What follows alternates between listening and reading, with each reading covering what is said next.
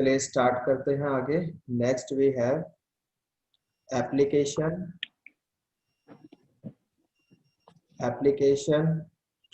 In coordinate geometry. In coordinate geometry, ठीक है। अब कोऑर्डिनेट ज्योमेट्री मतलब जैसे आपने +1 में भी पढ़ी है, distance formula, section formula, mid point वगैरह, सेंट्रॉइड, इन सेंटर, सरकम सेंटर, ऑर्थो सेंटर, ये सब, ठीक है। सो वेक्टर का यूज करके ये सारे पॉइंट्स हम कैसे निकाल सकते हैं उसके बारे में बात करते हैं। तो application in coordinate geometry.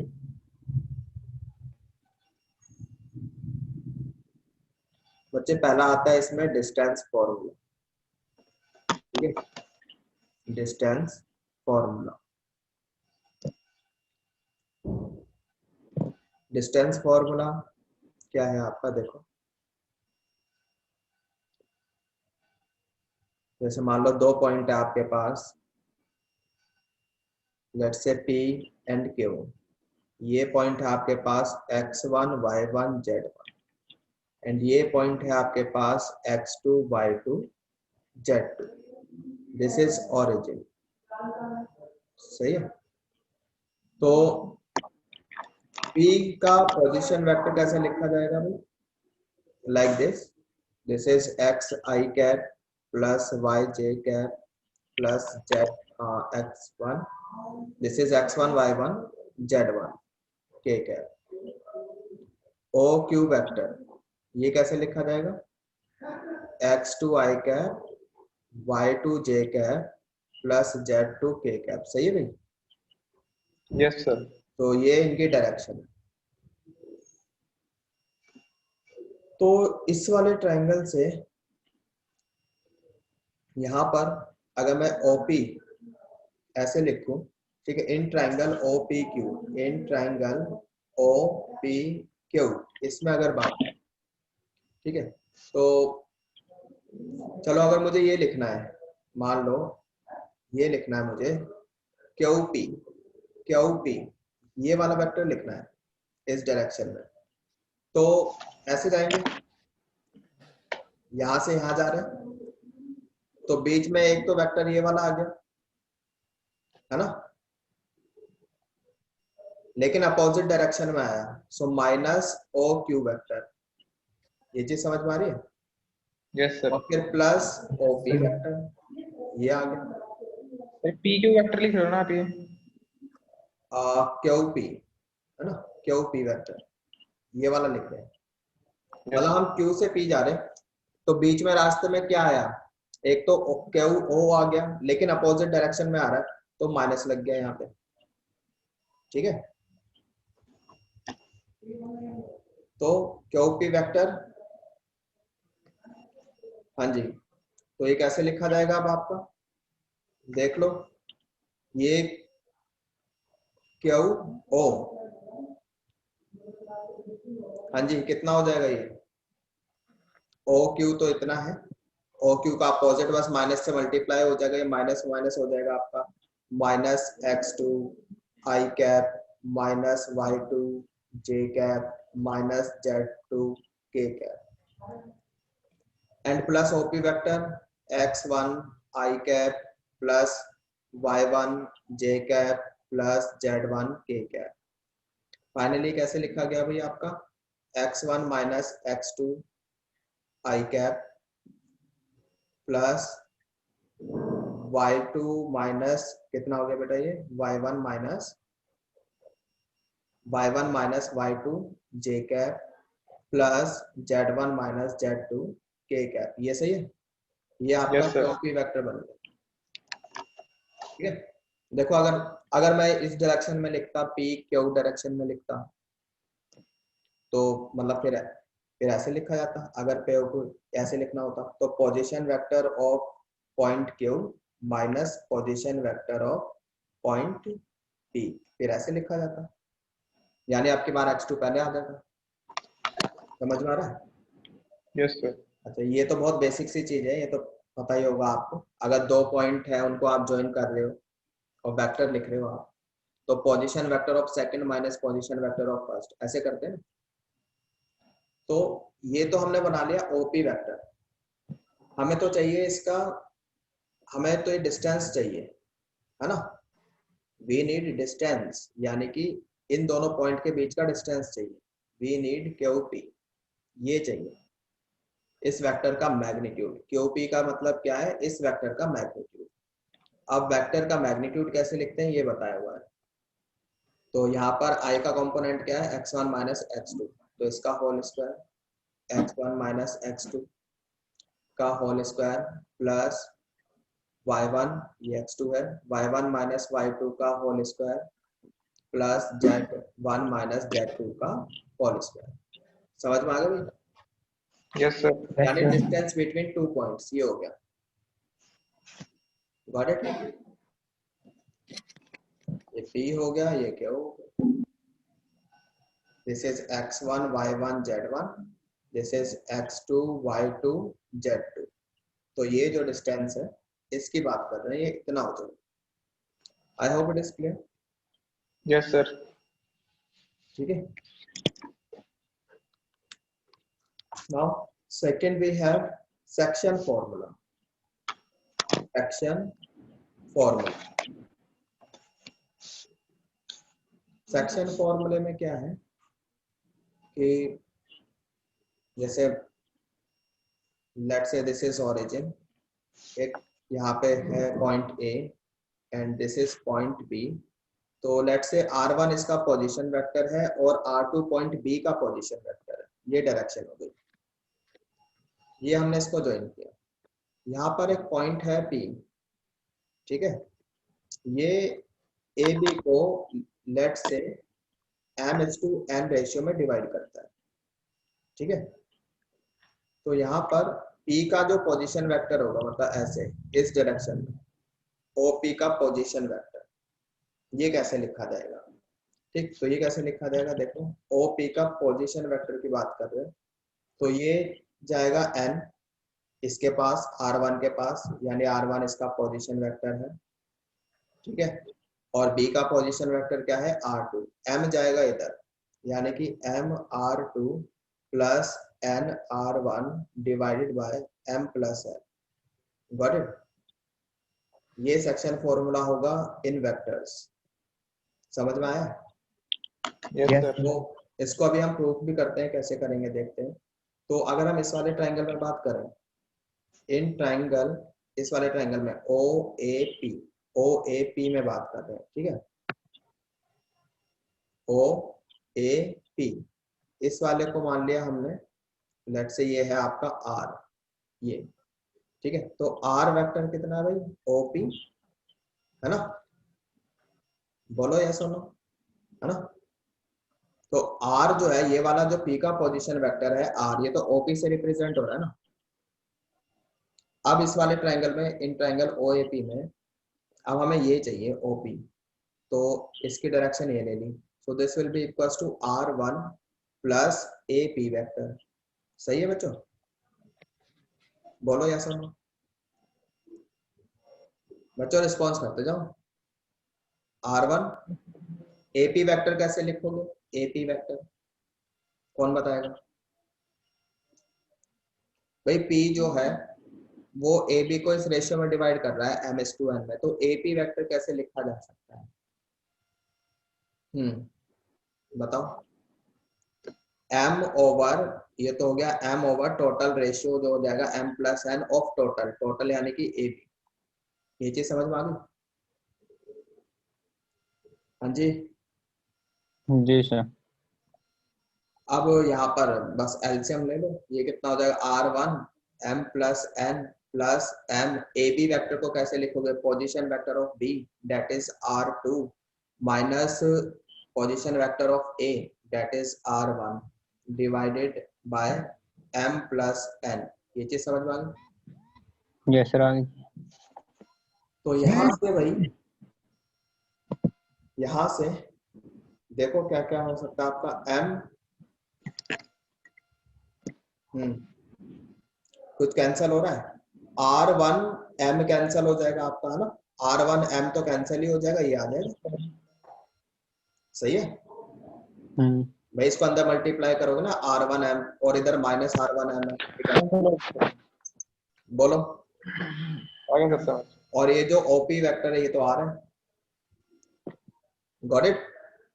Yes तो sir. This is section formula. अच्छा, जब भी सेक्शन फॉर्मूला की बात आती है एकदम से हमारे माइंड में क्या आना चाहिए, इंटरनली या फिर एक्सटर्नली। तो अभी तो हम इंटरनली की बात, इंटरनली। ये पॉइंट ए बी को इंटरनली डिवाइड कर रहा है, ठीक है। अभी हम किसकी बात कर रहे हैं, इंटरनली। Got it. अच्छा, एक्सटर्नली के लिए क्या हो जाएगा, माइनस। किसी भी एक रेशियो को m या n, मान लो n को रिप्लेस कर देते हैं माइनस n से, किसी भी एक रेशियो को आप रिप्लेस कर सकते हो। तो इसी वाले फॉर्मूले में n को रिप्लेस कर दिया माइनस n से। तो अब एक्सटर्नली के लिए फॉर्मूला क्या बन गया, m r2 minus n r1 divided by m minus n, ठीक है। Yes sir. ये एक्सटर्नली के लिए होगा, एक्सटर्नल डिवीजन, ठीक है। ये चीज समझ में आ गई। अच्छा, ये distance formula, section formula, mid point formula, ये सब मतलब एनसीईआरटी में एक्सरसाइज में क्वेश्चंस मिल जाएंगे आपको। Yes sir. अच्छा, अब मिड पॉइंट की बात होगी। अगर मिड पॉइंट की बात होगी, ये इंटरनल के लिए हो गया, ये एक्सटर्नली के लिए हो गया। अगर मिड पॉइंट की बात होगी, मिड पॉइंट, तो भाई पॉइंट जो है ए और बी के बिल्कुल बीचों बीच लाई करेगा। यानी अब की बात जो ये रेशियो हो जाएगा वो 1:1 हो जाएगा, क्यों भाई। जी है। तो इस बार जो P का पोजीशन वेक्टर होगा that will B r1 plus r2 divided by m, तो 2 हो जाएगा, है ना नीचे। जी। 1 + 1 वी गेट 2 हियर। तो ये हो गया मिड पॉइंट फॉर्मूला। कोई भी 2 पॉइंट दे दिए जाए आपको, उन पॉइंट का आपको पोजीशन वेक्टर पता हो, जस्ट क्या करो, उनको ऐड कर लो, डिवाइडेड बाय 2। ये चीज समझ में आ गई। Yes sir. Yes sir. Yes sir. Okay, then next इसमें आता है बच्चे सेंट्रॉइड, ठीक है। Next we have centroid. Centroid जैसे we have a tractor, let's say A B सी, इसका पोजीशन वेक्टर है ए, इसका मान लेते हैं बी और इसका सी, ठीक है। तो इसके जो सेंट्रॉइड का फॉर्मूला है, सेंट्रॉइड, पहले तो फॉर्मूला लिख लेते हैं। तीनों पोजीशन वेक्टर को बच्चे ऐड कर लो, कर लिया, और उसके बाद फिर इसे डिवाइड कर दो, सही है। तो वेक्टर्स में तीनों पॉइंट के जो पोजीशन वेक्टर है, ऑफ कोर्स ये पॉइंट जो है नॉन कॉलिनियर होने चाहिए, तभी तो ट्रायंगल बनेगा, तभी सेंट्रॉइड की सेंस निकलती है, ठीक है। तीनों पॉइंट नॉन कॉलिनियर, तभी आपका ट्रायंगल बनेगा, तभी हम सेंट्रॉइड की बात कर सकते हैं। ये चीज समझ में आ गई। Yes sir. अच्छा, यहाँ पर कुछ ऐसा है, देखो, जैसे ये तो हो गया ट्रायंगल आपका, उन्हें बोला ए बी सी, ये इनके पोजीशन वेक्टर है, वर्टाइसिस है, मतलब ए बी सी। तो ये लेट्स से यहाँ पे कहीं ओरिजिन है, यहाँ पे आपका ओरिजिन हो गया, ठीक। तो एक तो ये हो जाएगा ओ ए, मतलब ये लिखा जाएगा आपका वेक्टर ओ ए, यानी ये इसका पोजीशन वेक्टर है। दिस इज ऐसे, ये इस डायरेक्शन में, ये ऐसे, ये इस डायरेक्शन में, ये ऐसे, समझ में आ रहा है। तो हम इस वाले फेस की बात कर रहे हैं, we are talking about this face triangle. तो इस ट्रायंगल का ए बी सी का यहाँ पे कहीं सेंट्रोइड होगा, लेट्स से कि यहाँ पे सेंट्रोइड हो गया, ठीक है, जिसके कोऑर्डिनेट्स ये हैं। समझ में आया, क्यों भाई। Yes sir. अब जैसे सेंट्रोइड है तो आपको ये मीडियन होगी इस ट्रायंगल की, हाँ जी बच्चों, है ना। तो एडी क्या है, मीडियन है, ये तो मीडियन होगी ना। तो मीडियन है तो डी के पॉइंट्स कितने हो जाएंगे, डी का पोजीशन वेक्टर क्या हो जाएगा, बी प्लस सी बाई 2, क्योंकि मिड पॉइंट है। मिड पॉइंट है सर। तो अब हमें पता है जो सेंट्रोइड है, जो सेंट्रोइड है वो 2:1 में डिवाइड करता है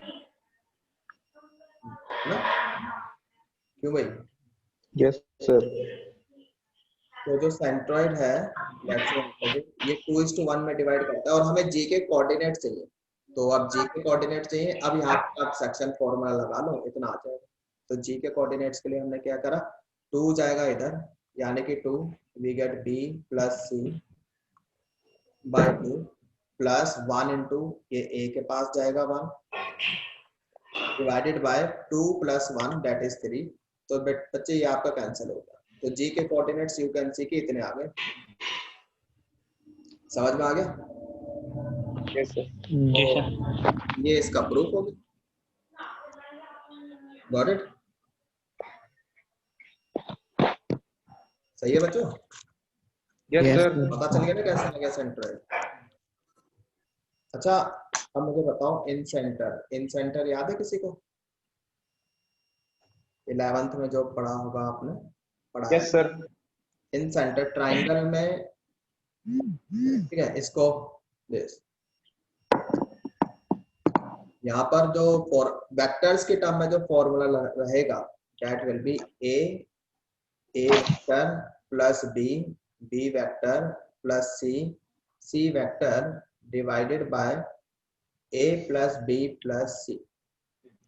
ठीक है, यहाँ पर देखो एक चीज समझ में आनी चाहिए।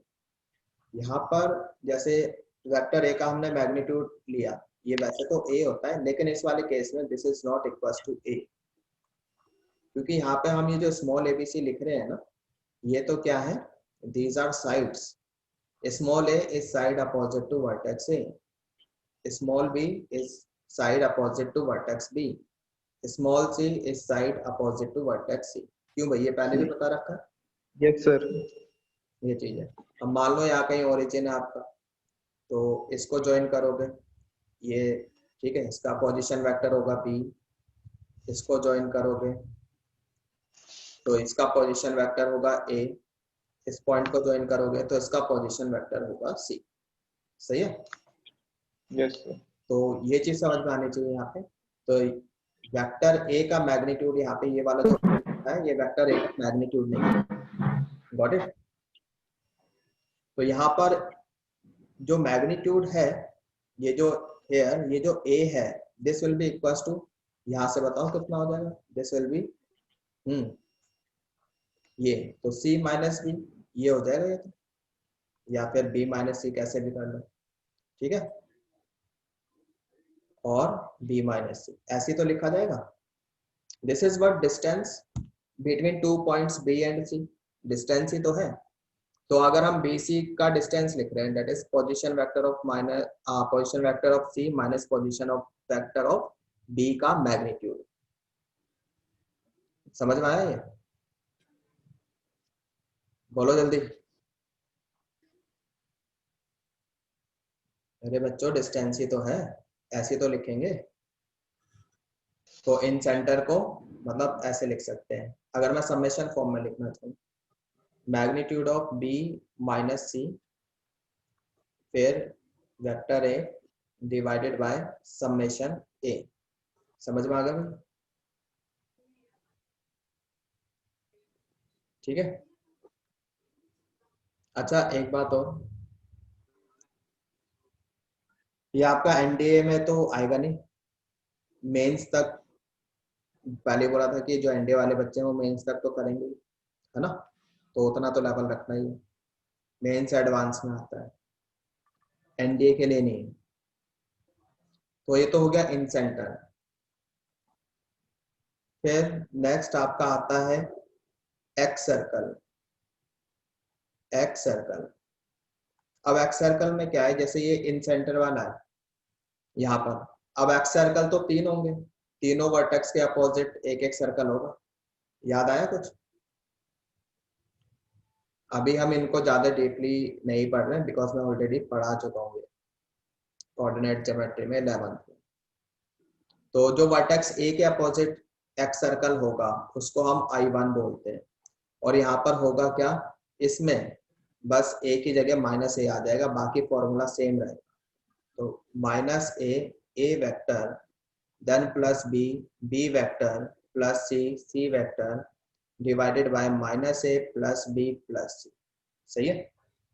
I2 will be A vector, अब की बार ये बी माइनस का हो जाएगा, minus B vector plus C vector, divided by A minus B plus C. And I3 will be a vector plus b vector minus c vector divided by a plus b minus c। सही है भाई बच्चों, याद आया कुछ? जैसे ये आपका ट्राइंगल है ए बी सी, आपने इसको एक्सपेंड किया, एक ट्राइंगल तो यहाँ बनेगा, फिर इसको एक्सपेंड किया, एक ट्राइंगल यहाँ बनेगा, फिर इसको एक्सपेंड किया, एक ट्राइंगल यहाँ बनेगा। एक्स सर्कल बेसिकली होता है क्या आपका, एक्सटर्नल एंगल बाइसेक्टर का point of intersection in x centre होता है। ये तो एक्स सर्कल हो गया, इसका एक्स सेंटर ये दिस विल बी I1, यहाँ पे this will B I2, this will B I3। ठीक है। तो जैसे ये ए बी, ये एक्सटर्नल एंगल है, इसका बाइसेक्टर हमने किया, ये ऐसे गया, ये एक्सटर्नल एंगल है, इसका बाइसेक्टर ऐसे गया, इन दोनों ने यहाँ कट किया, तो ये I1 हो गया। याद आ गया? बोलो बच्चों जल्दी। लक्ष्य, आवाज आ रही है मेरी? आ रही है सर। तो फिर रिस्पॉन्स नहीं आ रहा। ठीक है, तो ये तो हो गया excircle. Then fourth one is सरकम centre.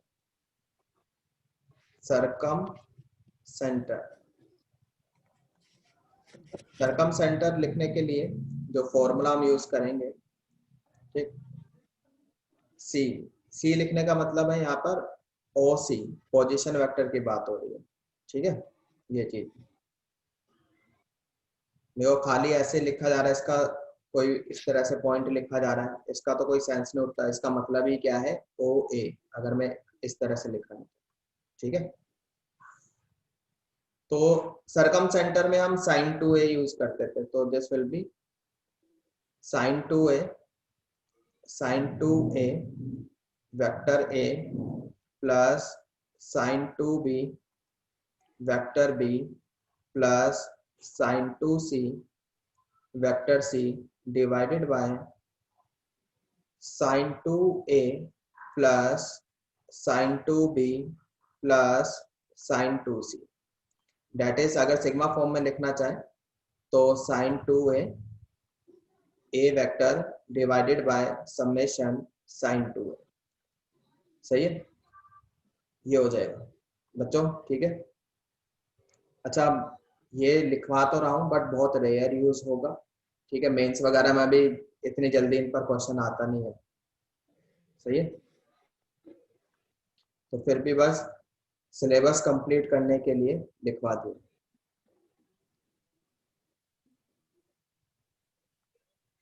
Fifth, ortho centre.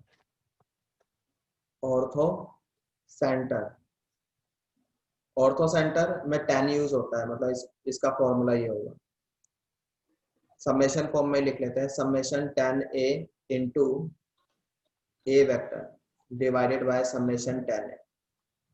ठीक है, क्या मतलब है इसका, मतलब ऐसे अगर एक्सपेंड करें तो 10a vector a plus 10b vector b plus 10c vector c divided bye 10a plus 10b plus 10c।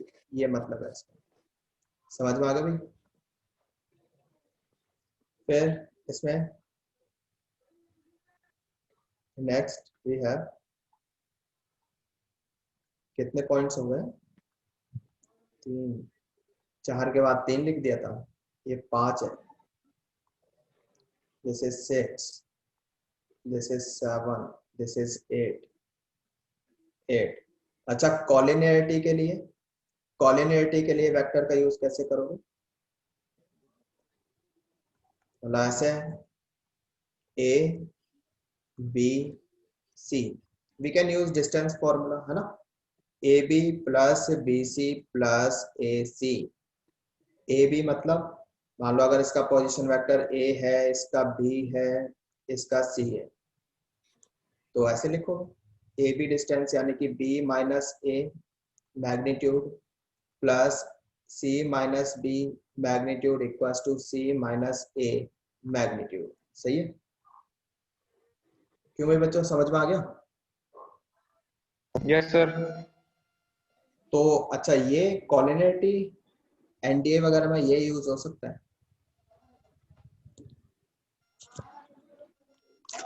लाओ चलो एक क्वेश्चन करते हैं, सर एक एग्जांपल्स। हाँ बोलो। सर एक मिनट पिछली स्लाइड दिखाना सर, एक नोट कर लीजिए थोड़ा सा। हाँ नोट कर लो जल्दी से। हो गया सर बस।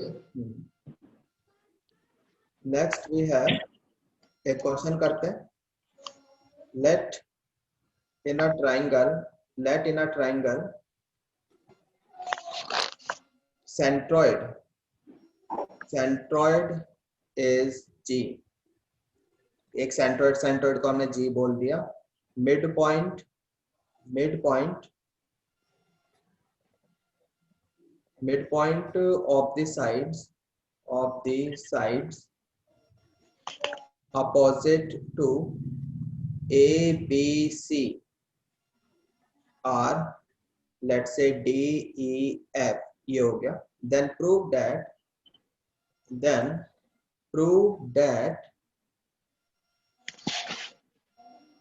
first let's say summation AG is equals to, अच्छा लेफ्ट साइड में वेक्टर लिखा है तो राइट साइड में ऐसे जीरो लिखने का कोई सेंस नहीं बैठता, ये नल वेक्टर होगा। ठीक है? Yes sir. तो क्या मतलब है इसका? एक देखो नल ट्रायंगल बनाया हमने यहाँ पे, ए बी सी, ये मीडियन हो गई। ठीक है? इसके ये मिड लेट्स से ये इसका मिड पॉइंट हो गया, ये इसका मिड पॉइंट हो गया, और एफ इसका मिड पॉइंट हो गया ए बी का। तो ए डी एक मीडियन हो गई, बी ई दूसरी मीडियन हो गई, एंड सी एफ तीसरी मीडियन हो गई। सही है? तो this is centroid, this point is centroid. क्यों बच्चों? Yes sir. Yes sir. ये वाला कोऑर्डिनेट हमें निकालना है, मतलब ये बताना है समेशन ए जी। समेशन ए जी का मतलब क्या है? ए जी प्लस बी जी प्लस सी जी, इसका ये मतलब है, इसका ये मतलब हुआ ना। तो ये हमें नल वेक्टर शो करना है, तो इसको तो आप ऐसे देखो, इसको हमने पहले ऐसे लिखा, this is position vector of G, यानी कि O G minus position vector of A. सही है? क्यों भाई बच्चों? फिर समेशन को ऐसे लिख सकते हैं, summation position vector of O G minus summation position vector of O A. यहां तक सही है? अब ओ जी यानी कि ये तो सेंट्रोइड हो गया, सेंट्रोइड का फॉर्मूला क्या है? सेंट्रोइड का फॉर्मूला, ठीक, हाँ जी, ये हो जाएगा आपका summation O A divided by 3। सही है? माइनस समेशन ओ ए ऐसे ही रहने दो। अच्छा यहाँ पे 3 क्यों लगा दिया, कोई बता सकता है? 3 टाइम्स ये सर मेंशन में लिखा है एज। हाँ ये समेशन में लिखा है तो 3 टाइम्स है, इसका मतलब ओ जी एक मतलब कि ये बात एक 3 3 हो बार गई। होगा सर ये। समझ में आ गया? तो इसलिए कैंसिल हो गया, फिर ओ ए वेक्टर ये वाला समेशन भी कैंसिल हो जाएगा, नल वेक्टर आ गया। सही है? Yes sir. क्यों भाई बच्चों, समझ में आ गई? तो yes sir. As a standard result में इसको याद रखना। दूसरा इसमें हमें प्रूव करना है, इसी को रब कर देते हैं,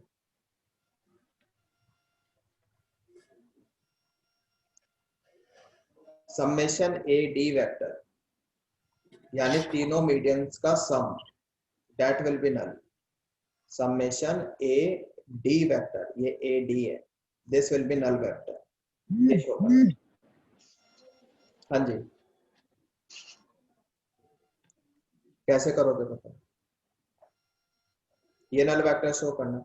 अच्छा एक बात की, ये जो मीडियन है को से 2:1 में डिवाइड करेंगे, है ना? एक तो ये हो जाएगा 2:1। तो अगर हम इसको एजी की टर्म में लिखना चाहें, एजी की टर्म में, तो ये कितना हो जाएगा? एजी की टर्म में, एडी को एजी की टर्म में लिखना चाहते हैं, एजी जो हो जाएगा A G vector, this will be 2/3 A D vector. क्यों भाई, है ना? A D will be 3/2 A G. समझ में आ गया? यानी यहाँ पे हम लिख सकते हैं समेशन 3/2 एजी वेक्टर। सही है? यस लेफ्ट हैंड साइड को लेके चल रहे हैं हम अभी, लेफ्ट हैंड साइड को। तो 3/2 तो भारी आ गया, और ये अभी हमने फर्स्ट पार्ट में प्रूव करा, ये तो नल वेक्टर होता ही। फ्रॉम अभी फर्स्ट पार्ट में किया था ना, ये तो सेकंड पार्ट है। From first part we can say. क्यों, आगे समझ में? यस तो इसको एज अ स्टैंडर्ड रिजल्ट याद रखना भाई। तो ए जी कोई भी ट्राइंगल है तो ये मीडियन है, सेंट्रोइड जी हो गया, तो ए जी का समेशन यानी कि ए जी प्लस बी जी प्लस सी जी, ये 0 होगा, यानी नल वेक्टर होगा। फिर मीडियंस का सम, मीडियंस के वेक्टर का सम, वो 0 हो जाएगा। सही है? Got it? Yes sir.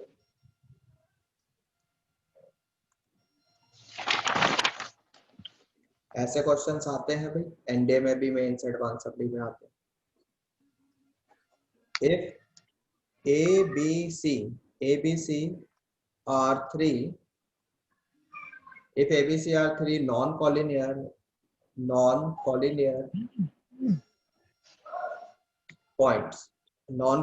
points, then summation KA, summation K A का मतलब क्या होगा कि K A plus K B plus K C, ठीक है? This is equal to null vector is true only if k is centroid। जैसे अभी हमने सेंट्रोइड के लिए प्रूव किया था ना, ये नल वेक्टर है। मतलब अगर हम कह रहे हैं के ए समेशन नल वेक्टर है, तो ये तभी पॉसिबल है जब के खुद सेंट्रोइड हो, के इज सेंट्रोइड, ठीक है, of triangle A B C. ये चीज समझ में आ रही है? देखो यस सर। जैसे ये ट्रायंगल हो गया ए बी सी, यहाँ पर के जो पॉइंट है, लेट से हमने यहाँ पे बाहर की तरफ ले लिया, के ले लिया यहाँ पे, सही है? इनको ज्वाइन किया हमने, ए से भी ज्वाइन कर दिया, ये ठीक। अब हम क्या कह रहे हैं, if K A vector plus vector K B plus K C vector, अगर ये नल वेक्टर है, देन के इज सेंट्रोइड, यही तो बोला जा रहा है। Yes sir.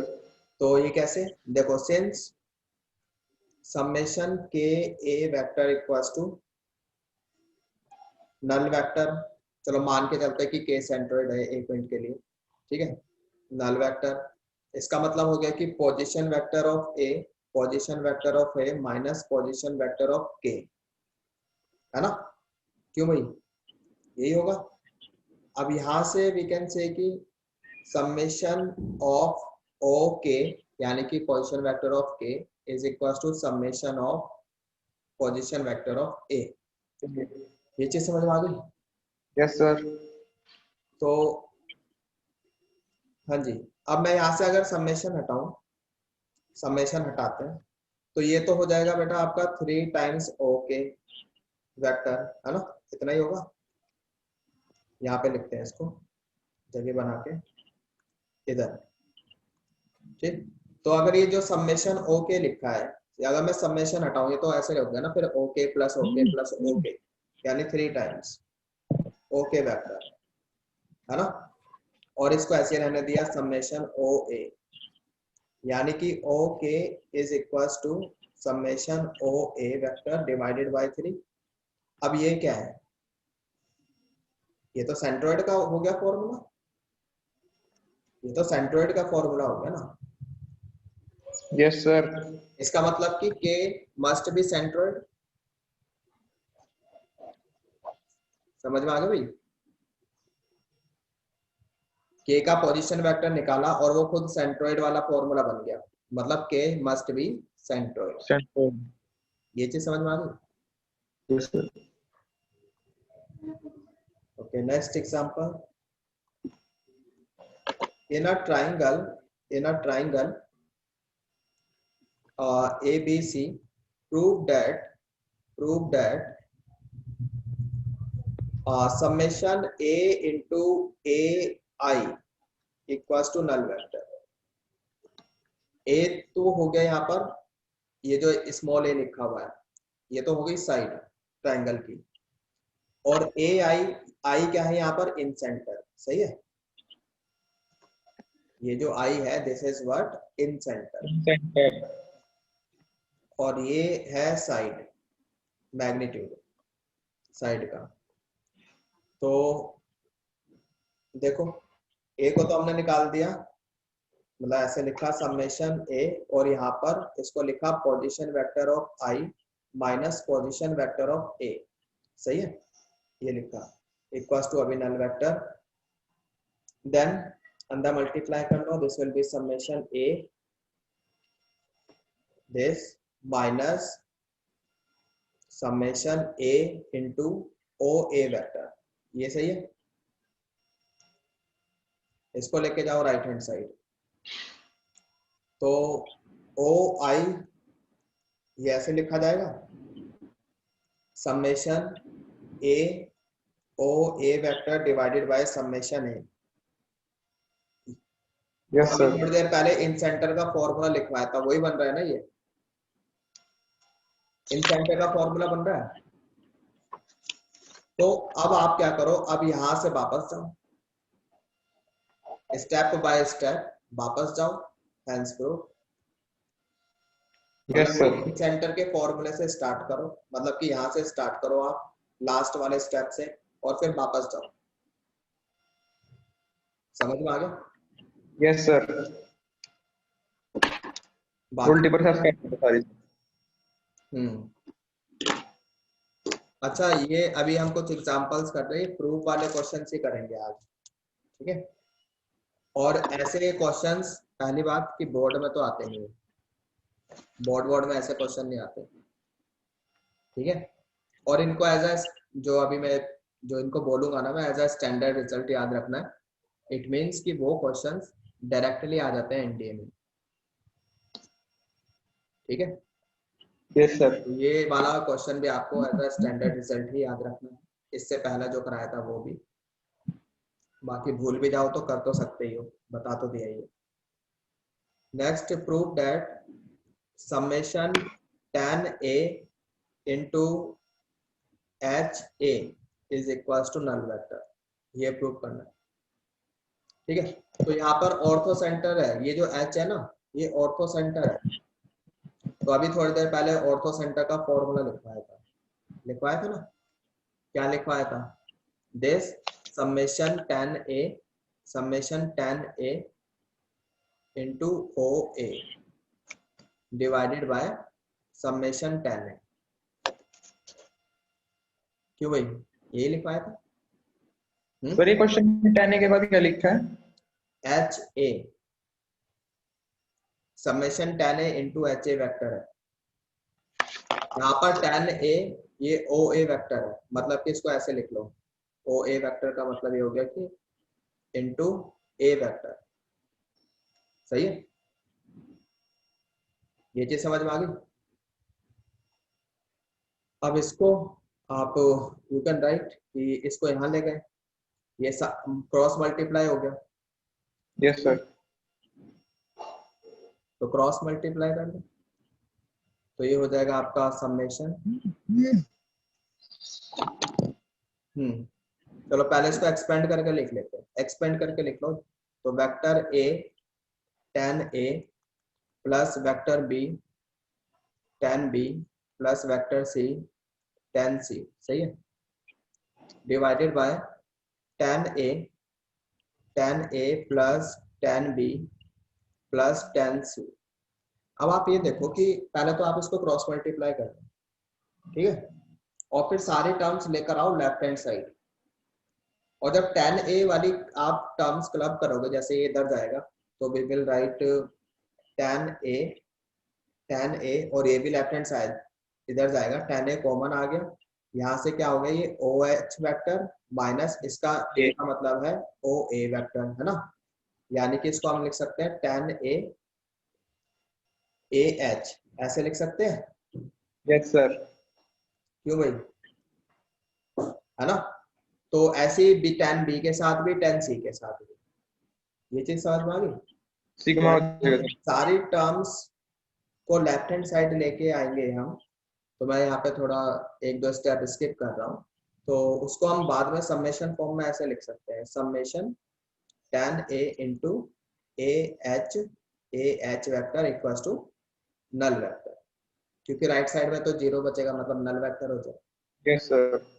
अब AH लिखो, अगर आपने HA भी लिखा तो फर्क कुछ पड़ने वाला है नहीं, तब भी नल वेक्टर ही रहेगा, सही है, तो इसको आप HA भी कर लो, क्वेश्चन में HA लिखा है, सही है भाई। हाँ जी बोलो। Yes sir. Then third question, prove that line joining midpoints of two sides of a triangle, एक ट्राइंगल ले लिया हमने, is parallel to the third side। बेटा ये थ्योरम ही है जो आपने 9th 10th में प्रूव की होगी, अब उसको हम वेक्टर से प्रूव कर रहे हैं, ठीक है। Prove that line joining midpoints of two sides of a triangle is parallel to the third side। की है भाई, याद आया? कुछ आ रहा है सर याद। ऐसे कोई वेक्टर, ये ट्राइंगल हो गया ए बी सी, ये इसके मिड पॉइंट हो गए यहाँ पे ए बी का और ये ए सी का, इनको ज्वाइन किया, लेट्स से M1 M2, तो ये वाली ये जो वेक्टर होगा, ये जो लाइन हो जाएगी, this will be parallel to BC, ठीक है, एंड M1 M2 मतलब इसकी जो लेंथ होगी, this will be half of BC, ये आपने 10th में पढ़ा होगा, भूल गए शायद। No, sir. Third side and half of it, ठीक है, क्यों भाई, सही है, तो ये प्रूव करना है, तो कैसे करें देखो, तो एक काम करते हैं भाई, ए को, इसको तो हम मान लेते हैं ओरिजिन, मतलब ये ऐसे होगा, इसको हमने बी मान लिया, इसको हमने सी मान लिया, ठीक है, ये हो गया। नाउ मिड पॉइंट M1 कैसे लिखा जाएगा, वेक्टर b प्लस 0/2, यानी ये हो जाएगा वेक्टर b/2, है ना, p/2, और ये हो जाएगा वेक्टर c/2, p/2, सही है।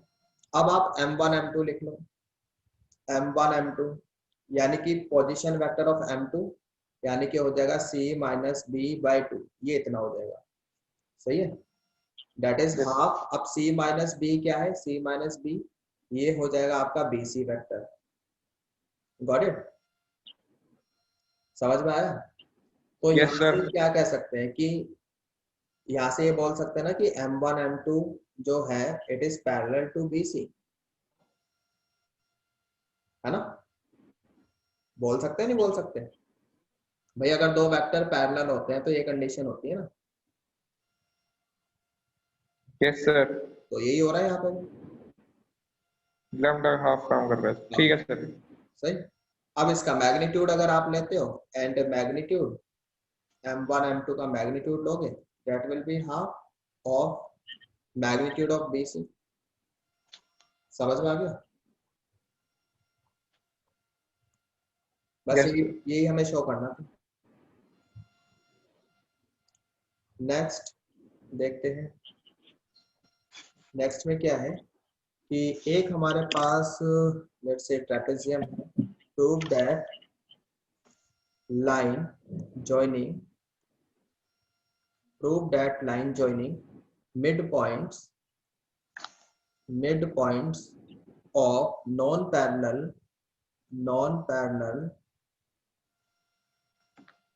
sides of a trapezium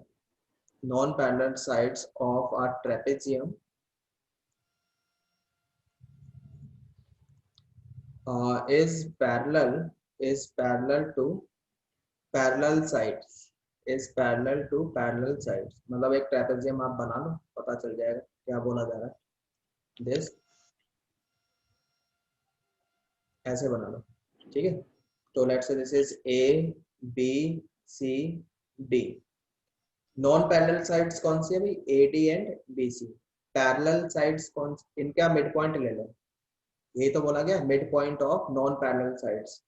तो let's say this is M1 and this is M2।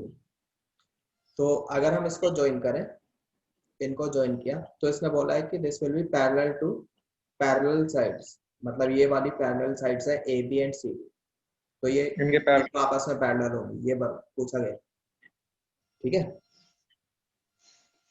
ये हो गया sides and is half of their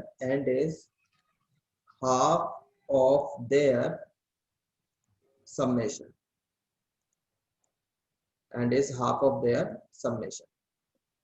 ठीक है। मतलब हमें प्रूफ क्या करना है, एक तो M1 M2 जो वेक्टर है this is parallel to CD vector, ठीक है।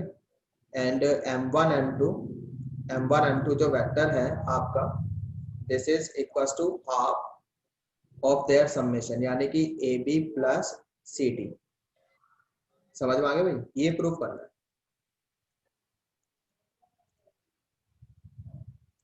Got it? तो अब एक काम करते हैं भाई, यहां पर हम ले लेते हैं ओरिजिन। इसको मान लिया हमने C, इसको मान लिया हमने B, इसको मान लिया हमने A। तो ये तो आपका C वेक्टर हो गया, है ना। DC तो इतना ही हो जाएगा। तो ये C है तो ये लैम्डा C हो जाएगा, क्योंकि AB और CD पैरेलल है। समझ में आ गया? जल्दी बोलो बच्चों। Yes sir. ठीक।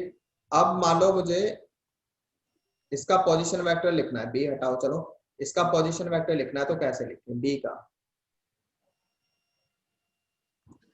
मुझे B का पोजीशन वेक्टर लिखना है, तो मतलब D से B तक जाना है, तो रास्ते में जितने भी आ रहे हैं उनको ऐड कर लो। तो एक तो ये आ गया DA का पोजीशन वेक्टर A हो गया, फिर आ गया AB, इसका पोजीशन वेक्टर लैम्डा C है। सही है? Yes sir. तो ये B का पोजीशन वेक्टर आ गया, सही है भाई। अच्छा M1 का पोजीशन वेक्टर कितना हो जाएगा? A/2। M2 का पोजीशन वेक्टर कितना हो जाएगा? इन दोनों को प्लस करोगे प्लस C/2। सही है? Yes sir. अब M1 M2 लिख लो, M1 M2 लिख लो। तो M2 के पोजीशन वेक्टर में से ये माइनस कर दोगे, तो यू कैन सी कि A/2 तो कैंसिल ही हो जाएगा, है ना। तो कितना बचेगा? Half lambda vector C plus C, कितना बचेगा? समझ में आ रहा है? Yes sir. So that is nothing but क्या है ये आपका M1 M2 half lambda C, तो वेक्टर AB है आपका, और वेक्टर C क्या है ये आपका? CD है आपका, ठीक है। समझ में आ गया? Yes sir. DC कर दो, सही है। इसको DC कर दो, क्योंकि हमने डायरेक्शन ऐसे दी है DC की तरह। तो ये तो हमारा प्रूफ हो गया। पैरेलल है क्या? यहां से पैरेलल प्रूफ होता है?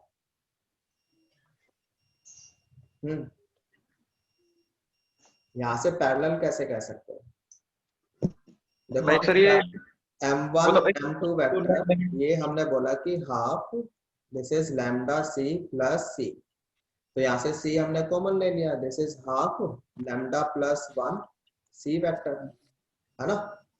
पूरे का टाइम मारते हैं सर। हाँ, तो m1 m1 m2 वेक्टर, अब सी क्या है, सी वेक्टर तो आपका ये है ना डी सी, ठीक है। तो अब यू कैन सी के तो एक स्केलर का ही काम करेगा, this is half lambda plus 1, ये तो पूरा एक स्केलर हो गया, और ये हो गया आपका D C, got it. so therefore m1 m2 is parallel to dc, got it। और dc के पैरेलल है तो ऑफकोर्स ab के भी हो जाएगी, बहुत जल्दी होगा सर। ठीक है। अच्छा, यहाँ पर भी dc कर दो, क्योंकि हमने डायरेक्शन c की तरफ दी है। Yes sir. क्यों मेरे बच्चों, ये समझ में आया है? आ गया सर। अच्छा, दूसरा कि जैसे यहाँ पर हमने ये तो निकाल दिया, अगर मैंने यहाँ पे मैग्नीट्यूड ले लिया इसका, ठीक है, ये हमने शो किया, इसका मैग्नीट्यूड लेना चाहते हैं m1 m2, हमने लिखा कि this is equal to half m1 m2 का जो this is equal to ab plus dc, है ना। अब इसका अगर मैं मैग्नीट्यूड ले रहा हूँ, मैग्नीट्यूड लिया तो पूरा होल मैग्नीट्यूड आ गया, ये इधर आ गया ab प्लस dc। अच्छा, यहाँ पर भी is half of their summation, इसका दो सेंस निकलते हैं, या तो फिर ये बोला गया है, और अगर मैग्नीट्यूड के उसमें बात की गई है तो फिर अभी तक हमने प्रूफ नहीं किया। मैग्नीट्यूड में अगर हमें प्रूफ करना है तो फिर तो ऐसा बोला गया है, we have to prove m1 m2 इसका magnitude equals to half magnitude of AB plus magnitude of BC, ये प्रूव करना पड़ेगा, सही है। मतलब मैग्नीट्यूड बोला गया है, m1 m2 का जो मैग्नीट्यूड है वो इतना प्रूव करना है, ठीक है। तो अब मुझे बताओ, जैसे ये लिख दिया इतना तो आ गया, अब जैसे दो वेक्टर है a प्लस b, ठीक, क्या मैं इसको ऐसे लिख सकता हूँ? बोलो यस और नो, क्या मैं इसको ऐसे लिख सकता हूँ क्या? कौन बताएगा? नहीं, इन जनरल तो नहीं लिख सकते, मतलब जनरली ऐसा नहीं होता। मैंने तो आपको एक ट्रायंगल इनइक्वालिटी बताई थी, यस सर, ट्रायंगल है ना। इनइक्वालिटी। उसमें क्या बताया था कि ये जो होता है ये तो आपका greater less than equals to then, sorry sir. इतना होगा, ठीक है। तो मतलब इक्वल भी होता है और लेस देन होता है। इक्वल कब होगा? जब ए और बी लाइक वेक्टर होंगे। इक्वल यस कब सर। होगा? जब ए और बी लाइक वेक्टर होंगे। तो इस वाले केस में क्या है कि ए बी और डी सी ये लाइक वेक्टर्स हैं, है ना। Since A B and D C ये क्या है, लाइक वेक्टर्स है या नहीं है भाई? लाइक वेक्टर्स क्या है? As sir. सेम डायरेक्शन में है, जी पैरेलल है, सर। पैरेलल है और सेम डायरेक्शन में है, सही है। यानी कि लाइन ऑफ एप्लीकेशन सेम है दोनों की। तो यानी कि इस बार हम ये मॉड अलग अलग ले सकते हैं। So this will be magnitude of A B plus magnitude of D C, hence proof, ये प्रूफ करना था, गॉट इट। Yes sir. समझ में आ गया भाई सबको? तो एक बार देख लो दोबारा से, कहीं पर डाउट है तो बस पूछो।